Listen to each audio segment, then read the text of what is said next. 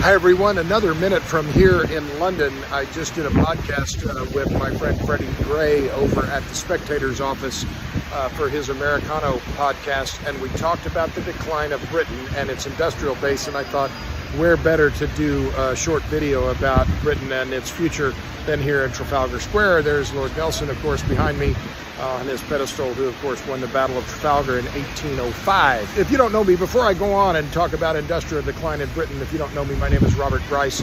I'm a reporter.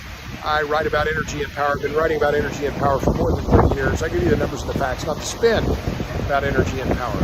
Okay, so what about Britain and its industrial future? It is clear from being over here just a few days that the mood is gloomy. And I was at the ARC conference this week, and I spoke there. I had a keynote there on Tuesday, and Paul Marshall spoke before I did, and he gave a very gloomy outlook for Britain. And one of the people he quoted was Sir Jim Ratcliffe, who is the CEO of INEOS. And INEOS is a big chemical producer. And that's key. Why? Because INEOS just closed in January. They closed the Grangemouth ethanol plant in Scotland. It was the last synthetic ethanol plant in this region. And at the time, Ratcliffe said that the UK's chemical sector, UK's chemical industry is, quote, facing extinction. I mean, this is incredible, isn't it? I mean, the home of the Industrial Revolution is here in Britain, obviously. But it's not just chemicals, it's steel as well. Very soon, the last blast furnace in Britain at Port Talbot will be shuttered. So here, the home of the Industrial Revolution, Britain will not be able to make virgin steel from virgin materials. Instead, they'll rely on scrap and recycling. It's incredidy. And why is all of this happening? It's because of bad energy policy. One of the key examples of this is the discovery just a few days ago, or the announcement rather, of a discovery in Lincolnshire of shale gas with a resource of 16 trillion cubic feet of gas. Potential resource, 16 trillion cubic feet.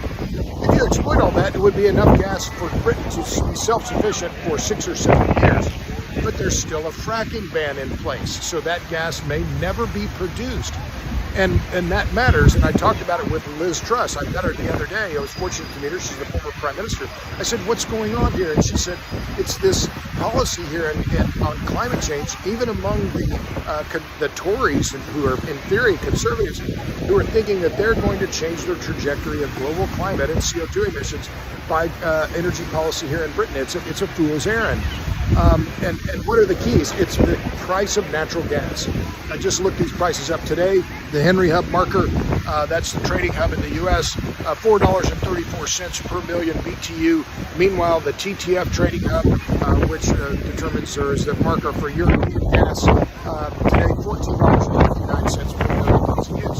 So consumers, industrial or otherwise, here in Britain and across Europe are paying more than 3 times more for their natural gas than consumers in the United States. And INEOS has said they're going to shutter their plants here and move to the United States for the obvious reason that they can't afford to operate here.